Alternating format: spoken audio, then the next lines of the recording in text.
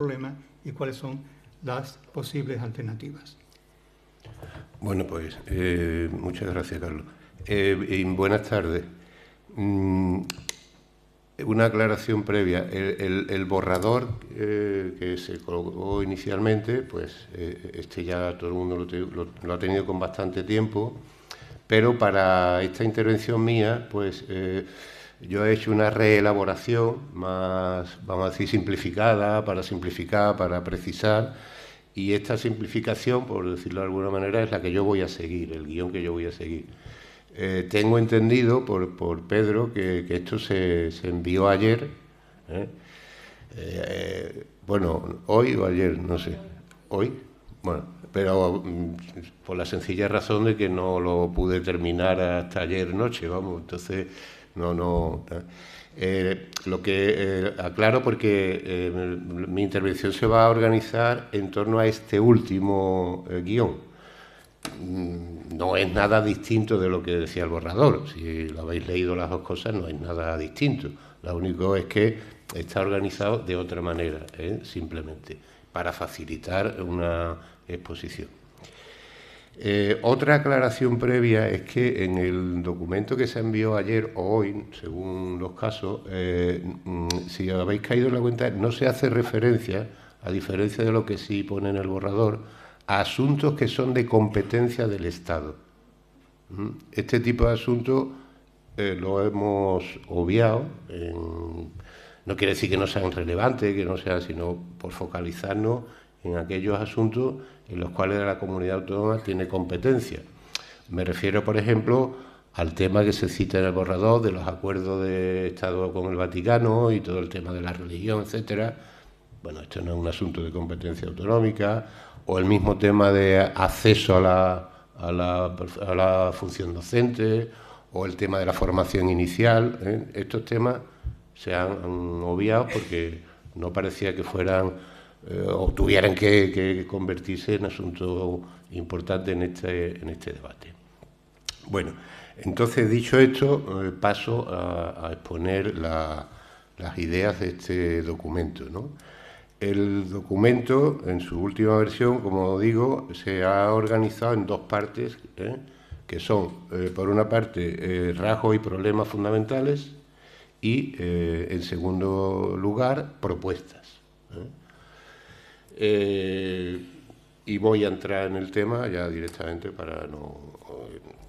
entre los rasgos y problemas fundamentales se han señalado aquí una serie de ellos. No agotan todas las posibilidades, pero me parecía o nos parecía que podían resumirse en estos puntos. En primer lugar, me refiero a la magnitud, la escolarización y la magnitud del sistema educativo en Andalucía. El sistema educativo en Andalucía, como todo el mundo sabe, yo no voy a descubrir aquí grandes cosas, es el de mayor magnitud de todo el Estado. Es el que gestiona más número de alumnos y alumnas, el que tiene más profesorado, el que maneja más recursos financieros, etcétera. Todo esto que yo estoy diciendo está acompañado de datos, pero el tiempo no me lo permite poner aquí una diapositiva con gráfica, etcétera, pero esto es está contrastado. ¿Por qué subrayar esto de esa magnitud? Subrayo lo de la magnitud, es decir, que es un volumen importante, porque esto le confiere a las consejerías del ramo un peso político importante, porque se manejan junto con salud, es de las consejerías que más dinero maneja y es de las consejerías que más personal gestiona, insisto, junto con el de salud. Históricamente, las consejerías de educación, no sé si estaríais de acuerdo conmigo, sin embargo, históricamente, hasta hace poco, los gobiernos de la Junta se han, digamos, otorgado con criterios más bien de política interna. Incluso yo me atrevería a decir de política interna territorial. Si repasamos los nombres de los distintos consejeros y consejeras, casi siempre ha caído del lado de Andalucía Oriental. Claro, esto yo siempre digo que si cada vez que llueva hay nube, pues digo, pues llega a la conclusión de que una cosa tiene que ver con la otra, naturalmente, ¿no? Entonces, ¿por qué digo esto? Pues porque a mí me da la impresión de que se ha minusvalorado. No se le ha dado el peso político que realmente tiene una consejería de Educación. Se ha repartido con un criterio que no es o no ha sido, digamos, de relevancia, de potencia, etcétera, de quien fuera a ocupar esa consejería. Bien, el de mayor volumen de todo el Estado, esta es una idea que a mí me parece importante subrayar. Sin embargo, si miramos, porque claro, es de mayor volumen, entre otras cosas, porque Andalucía es el de los territorios más extensos y mayor poblado. O sea, en valores absolutos, de cajón tiene que ser de mayor volumen. Sin embargo, si miramos la relación entre alumnado y población en esa edad, es decir, lo que se llama la tasa de escolarización, resulta que ahí las cosas cambian un poco, en un sentido positivo y en otro negativo. Naturalmente, la tasa de escolarización en enseñanza obligatoria es el 100%. Lo importante es en la educación infantil y en la posobligatoria. Aquí nos encontramos, y esto es bueno también tenerlo anotado, la tasa de escolarización en educación infantil en Andalucía es de las más altas de España. De las más altas de España. No sé exactamente porque tendría que mirar el dato, pero es de las más altas. Tanto en el primer ciclo como en el segundo ciclo. En este sentido hay que reconocer que desde hace años se viene practicando una política de escolarización en la educación infantil. Es mi teléfono, pero no puedo, no he caído en la cuenta. Entonces, en educación infantil la tasa de escolarización es alta, es bastante alta. Sin embargo, en la formación profesional es de las más bajas. En ciclos de grado medio y sobre todo en ciclos de grado superior. En definitiva, la enseñanza obligatoria en relación con el número de habitantes es muy baja. El número de alumnos es muy bajo. O sea, está, digamos, muy poco desarrollado. Esto, naturalmente, tiene que ver con el mercado laboral. Es decir, la demanda de mano de obra cualificada en Andalucía es mucho menor que en otras comunidades autónomas. Pero, como veremos, si usted me lo permite, está habiendo un aumento creciente y exponencial de la matrícula en formación profesional. Bien, primer punto, la escolarización y un poco la radiografía de los datos. Segundo punto, de los problemas, rasgos y problemas, las ratios, ¿no? La relación grupo, o sea, número de alumnos por grupo. En esto de las ratios hay muchas maneras de referirse a ellas. Yo me refiero al número de alumnos que tiene cada grupo. El primero A, el primero B y lo que sea, ¿no? Este es un fenómeno que está muy de actualidad por razones obvias. El dato es que Andalucía es de las comunidades autónomas con una ratio más elevada que toda España. En primaria y sobre todo en secundaria obligatoria. Está estadísticamente en primaria, los dos están en el margen de la ley. Estadísticamente en primaria está en 20,2 y en secundaria en 26,4. Pero estos valores, si los miramos comparativamente con otras comunidades autónomas, es de los más altos. Esta ratio elevada, y este dato que yo acabo de dar es estadístico, o sea, es un promedio. Si miráramos los datos, todos los datos que yo he manejado vienen proporcionados por el Ministerio de Educación. Si miráramos la ratio en función del grado de urbanización, veríamos que las cosas se disparan. Hay zonas en las grandes ciudades andaluzas donde la ratio está en 27 y más en secundaria, y en primaria muy por encima de la media. Es decir, que el problema de la ratio es un problema que es alto en relación con el resto de comunidades autónomas, pero además es que se multiplica en los núcleos urbanos. En las grandes ciudades andaluzas, allí se multiplica, aumenta enormemente la ratio. Bueno, no hace falta que yo explique aquí, porque todos conocemos este tema, ¿no? La importancia que tiene o la relevancia que tiene el tema de las ratios para la calidad de la educación, para el gobierno de la clase, para que el docente pueda dedicar más o menos energía, etcétera, ¿no? Esto no es necesario que yo lo explique aquí, naturalmente, en un público tan versado en todas estas cosas, ¿no? Y es importante subrayar en este momento otra cuestión en relación con la ratio, y es que el descenso de la natalidad, como estamos viendo, está poniendo, digamos, a huevo que se pueda bajar la ratio. La población escolar infantil está disminuyendo a la velocidad del rayo. Los datos, las curvas son de muerte. En primaria ya está llegando la curva descendente. En secundaria obligatoria va a empezar, si no ha empezado este curso, y de ahí se irá trasladando. Esto, como digo, pone a huevo la idea de reducir la ratio. En casi todas las comunidades autónomas se ha reducido. Andalucía es de las pocas que no ha reducido la ratio. En FP no pasa esto, como he dicho antes, en la formación profesional el número de alumnos y alumnas está aumentando una barbaridad. Sobre esto en la ratio hay una cuestión, y es que en principio la competencia de fijar el número máximo de alumnos es del gobierno central. Entonces, bueno, algunas comunidades, las que no lo han bajado la ratio, se escudan en que sí, claro, si el gobierno central no me lo baja, ¿yo por qué lo voy a pagar? Porque claro, bajar la ratio, en principio, tiene un coste. Tiene un coste. Bueno, el tema de la ratio. Tercer punto, me refiero ahora al tema de los recursos, hablando de la situación de la educación en Andalucía. Según los datos de 2021, Andalucía tiene un gasto público de 6.367 euros por alumno y alumna matriculado en centro público.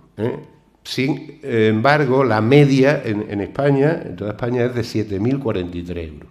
O sea, hay una diferencia pues de unos 500, 600 o más, 700 euros en gasto público. Me refiero en centros públicos, o sea, gasto público en centro público.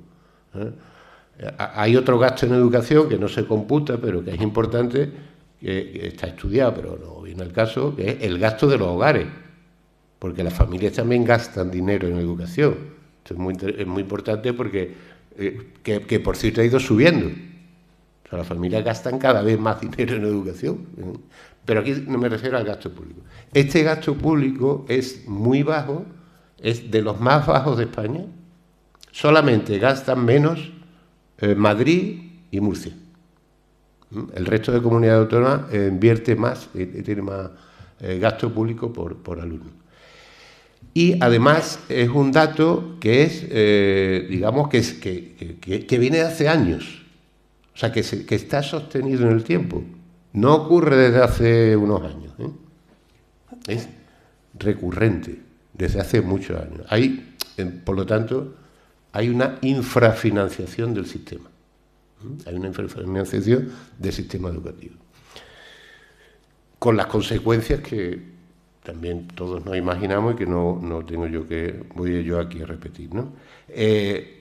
Este dato de la financiación del gasto de alumnos, o sea, el gasto público por alumno en centro público, contrasta con el gasto en conciertos educativos. La gráfica que yo manejo, los datos desde el año 1990 hasta hoy, o sea, refleja un aumento exponencial. Este es uno de los problemas, porque el dinero es el que es. Y si se gasta más aquí, se gasta menos aquí. Hay un trasvase, hay un trasvase de dinero. Bien, tercer punto, por lo tanto, recursos. El cuarto punto, profesorado. En lo que respecta al profesorado, desde nuestro punto de vista, convendría al día de hoy subrayar dos cuestiones.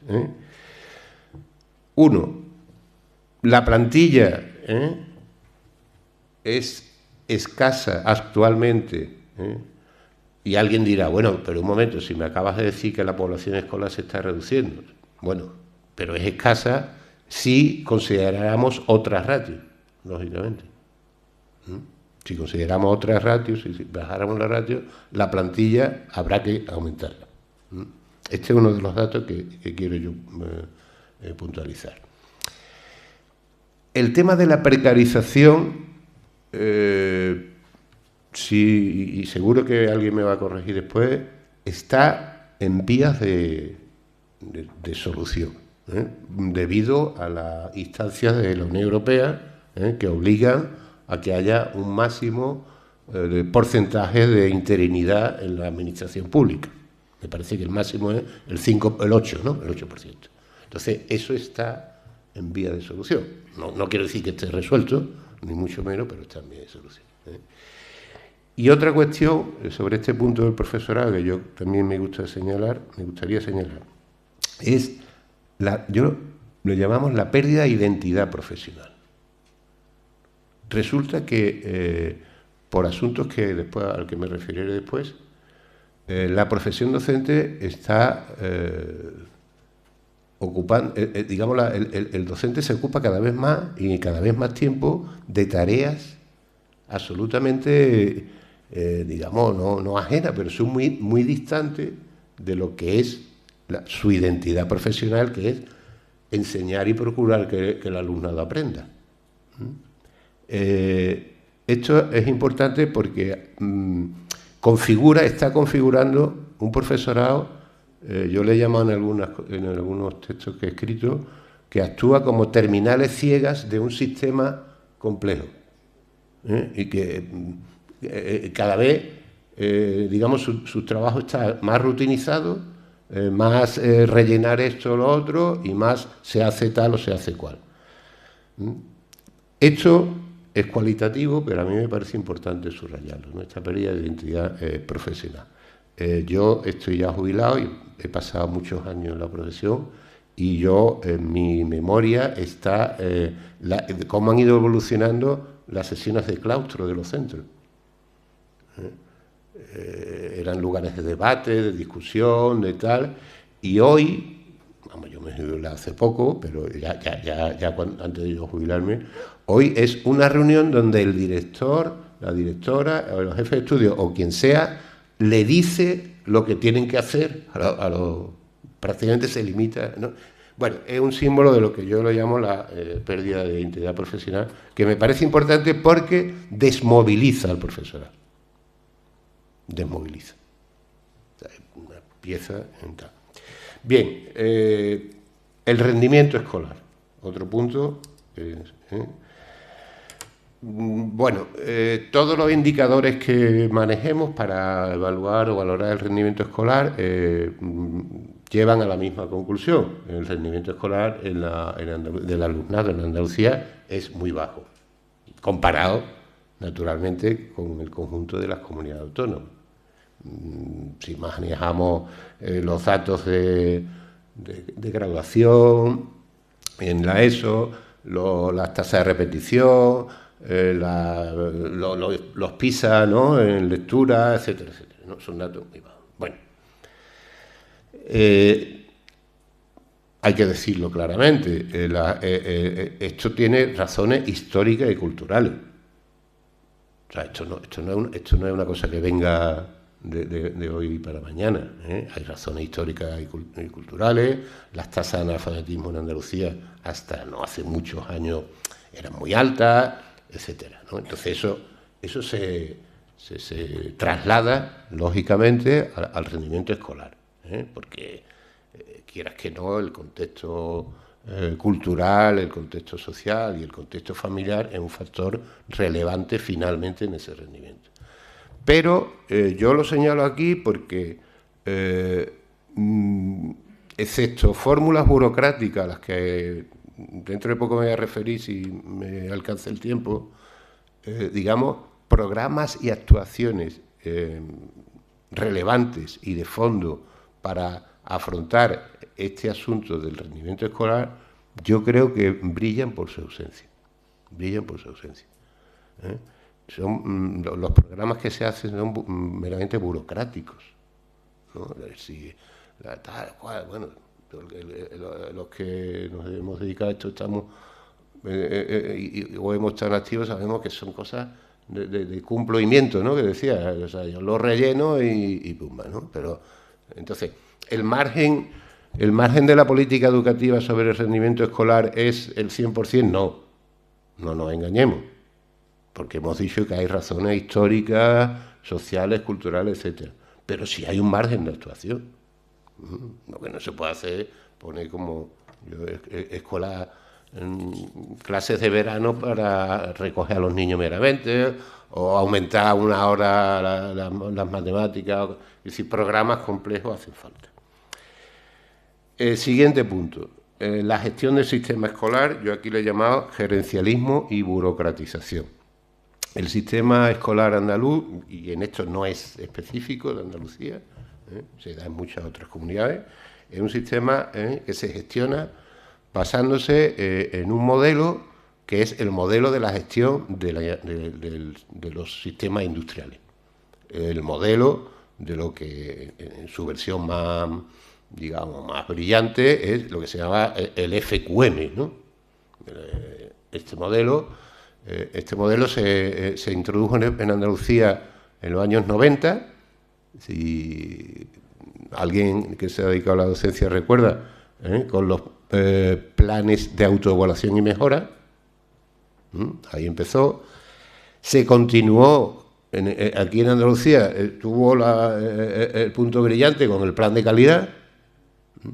Estos son modelos que se basan en unos supuestos pseudocientíficos y en unas rutinas, ¿no? Evaluación inicial, de la evaluación inicial se hace la programación, de la programación se lleva a la clase y, oh milagro, ocurre la maravilla. Y esto lleva 20 y tantos años funcionando así. ¿Y qué es lo que ha producido? Burocracia, nada más. ¿Ha mejorado para nada? Es decir, es un modelo de gestión que burocratiza, y es lo que he dicho antes de pérdida de identidad profesional, el profesorado se ocupa mucho tiempo en tareas absolutamente administrativas, etcétera, etcétera, y sin embargo no produce ningún resultado significativo, que no ha mejorado. Yo digo que estos, los que defienden este modelo, que lo defienden ya por inercia, no se lo aplican a sí mismos. Oiga, ¿ha hecho usted una evaluación rigurosa de esto? Porque si usted hace una evaluación rigurosa, llegará a la conclusión de que no sirve para nada. Bueno, pero produce una situación, como digo, de pérdida de identidad profesional, de tareas administrativas, etcétera, y esto es lo que quiero subrayar, una desmovilización y desmotivación del profesorado. Y esto también es importante. Segregación por origen social y lugar de nacimiento. El sistema escolar en Andalucía está produciendo cada vez más segregación. La segregación, por razón social, en primer lugar, sabéis que se refiere al hecho de que el alumnado del mismo origen social, contexto social, se agrupa. En un artículo le llamé yo cada clase con su escuela. Me refiero a cada clase social con su escuela. Entonces se va produciendo agrupamientos en función del origen social, en primer lugar. Ese agrupamiento, en función del origen social, tiene cierta trascendencia sobre las motivaciones, los aprendizajes de los alumnos, etcétera. Hay que convenir una cosa, y en esto podemos discutir, yo discuto con algunos amigos y compañeros, que la razón principal de la segregación por motivos sociales es la segregación residencial. Es decir, claro, por los que viven en tal barrio, en la zona esta, pues lógicamente se agrupan los mismos. Pero no es la única razón. Es decir, la segregación residencial es el factor más importante de la segregación social, pero no es la única. Hay otro factor importante, que son las políticas de escolarización. Las políticas de escolarización. Es decir, si tú creas, por ejemplo, distrito único, permites que haya centros, lugares polos de atracción y otros que se quedan como centros marginales. Naturalmente, ya os podéis imaginar, y los datos lo confirman, para el caso de Sevilla, por ejemplo, que los centros de los barrios con mayor nivel social, lo tengo estudiado, pues las zonas escolares, los remedios, casco antiguo, Heliópolis. El porcentaje de alumnos escolarizados en centros privados concentrados allí es muy superior al porcentaje de alumnos escolarizados en centros privados concentrados en la zona escolar de Torreblanca, Polígono Sur, que hasta hace un año o dos era cero. Era cero. El año pasado me parece que metieron a un colegio al Pablo VI. Segregación social es un fenómeno que existe y que tiende a aumentar. Es lo que me quiero referir, que tiende a aumentar. Y segregación también es importante por el país de nacimiento. Ya supongo que os lo imagináis, ¿no? La inmensa mayoría del alumnado extranjero en Andalucía está en centros públicos, evidentemente. El mayor porcentaje de alumnos de un centro público, el porcentaje de alumnos y alumnas de un centro público que son extranjeros es el 8,5% en Andalucía, pero en los privados concertados es del 3%. Pero os voy a dar otro dato. Si miramos el origen, el país de origen, los europeos se concentran en los privados y los norteafricanos se concentran en los centros públicos. Bueno, esto da un plus de actividad en los centros escolares. No vayamos a engañarnos, porque criaturas que no manejan el idioma, que todo esto necesita más esfuerzo, más dedicación, etcétera, etcétera. Sí, ya voy terminando. Por lo tanto, conclusión de esta primera parte, y la otra va a ser muy breve, el estado de la educación pública actualmente en Andalucía es de deterioro, un deterioro que además va a más. Se deteriora y hay varios indicadores. El porcentaje de alumnado matriculado en centros públicos va disminuyendo notablemente. El número de unidades escolares de centros públicos va disminuyendo notablemente frente a los centros privados concertados que se mantienen. Esto tiene que ver con el reglamento de los conciertos también, el reglamento de los conciertos, que son por 3 años y capean mejor las variantes de la demografía. Las instalaciones son tan precarias, los recursos y el aumento de la segregación. Para ir terminando, voy a las propuestas. Este sería un diagnóstico, seguro que faltan muchas cosas, ¿no? Las propuestas se han puesto aquí en el guión que os di, 5, y después hay una sexta que va como de financiación y recursos. Es necesario aumentar la financiación, en primer lugar. Potenciación del sistema público. ¿Cómo? Pues con políticas apropiadas de escolarización. Hay zonas escolares y distritos en las grandes ciudades, por ejemplo en Sevilla, en las que no hay centros públicos. Y yo he escrito también en algún artículo no es que la clase media huya de la escuela pública, es que la escuela pública parece que huye de la clase media. Porque en determinadas zonas, que sí, que son de un nivel tal, ¿por qué no va a haber un centro público? En zonas de nueva construcción, hay que entrar ahí. Tercera propuesta, o sea, primera, financiación; segunda, potenciación del sistema público con política de escolarización y por supuesto, es muy importante considerar la subsidiaria como reza teóricamente en la LOE, como subsidiaria a la privada concertada, como subsidiaria de la educación pública. Tercero, nuevas formas de gestión de la educación. El sistema no puede gestionarse con este monstruo burocrático. Cuarta propuesta, un plan de mejora de la calidad de educación, huyendo de engendros tecnoburocráticos. Quinta propuesta, ya voy terminando, otra política de escolarización, que está relacionada con la anterior. Y la sexta, que no estaba ahí, es que, a mi modo de ver, esto requiere una importante movilización. Es decir, esto no es un programa, digamos, que basta con pensarlo ya va a ocurrir. No, requiere una importante movilización, hay que implicar a todos los sectores, hay que implicar al profesorado también, que está muy desmotivado. Y yo he apuntado aquí a mano la idea de generar un movimiento para convocar una suerte de estados generales de la educación en Andalucía.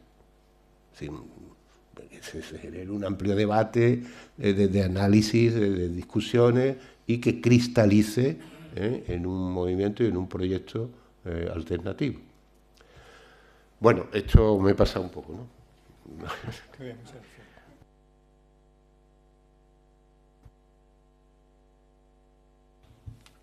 Bueno.